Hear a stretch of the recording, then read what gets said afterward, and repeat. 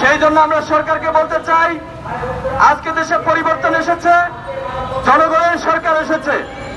দলীয় সরকারের সময় লুটপাট হয়েছে, বালু উত্তোলন হয়েছে। এই ভোলা জেলাকে ধ্বংস করার জন্য বিভিন্নভাবে রাজনৈতিক দলগুলো চেষ্টা করেছে।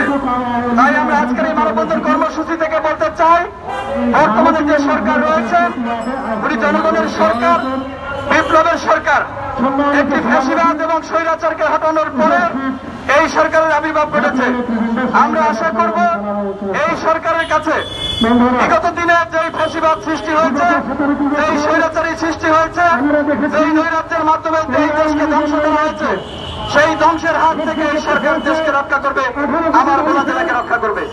সংগ্রামী বন্ধুরা, আমরা আজকের এই মানববন্ধন কর্মসূচি থেকে বলতে চাই, আমাদের ভোলাবাসীকে আশা দিয়েছে বিগত সরকার। ফাঁকি ঝুঁকির মাধ্যমে একটি ঘোষণা দিয়েছিল ভোলা বরিশাল সেতু হবে। ঘোষণা দেওয়ার পরে আমাদের চোখের সামনে এই সেতুর আংশিক কিছু কাজ করলে পরবর্তীতে সেই প্রকল্পটি বন্ধ হয়ে যায়। বর্তমানে এই সেতু প্রকল্পটি পরিত্যক্তের পথে রয়েছে। আমরা জোরালো দাবি জানাই, এই সম্ভাবনাময় ভোলা জেলাকে বাঁচাতে, ভোলা জেলার মানুষের সুবিধার জন্য কৃষি পণ্য, মৎস্য সহ সকল পণ্য সময় মতো রাজধানী ঢাকা সহ দেশের সর্বস্তরে পৌঁছানোর জন্য ভোলা বরিশাল সেতুটি অবশ্যই প্রয়োজন। তাই আমরা সরকারের কাছে দাবি জানাই, অনতিবিলম্বে এই সেতুর কাজ শুরু করা হোক। আমরা আরো দাবি জানাই, ভোলা রক্ষার জন্য ভোলা জেলার চারদিকে যে বাঁধগুলো রয়েছে সেই বাঁধগুলোকে আরো মজবুত করতে হবে, আরো শক্ত করতে হবে। এবং ভোলা জেলাকে রক্ষার জন্য যদি প্রয়োজন পড়ে বিশেষজ্ঞ নিয়োগ করে নদী যেখানে যেখানে খনন করা প্রয়োজন সেখানে খনন করবেন, যেখানে বাঁধ দেওয়ার প্রয়োজন সেখানে বাঁধ দেবেন।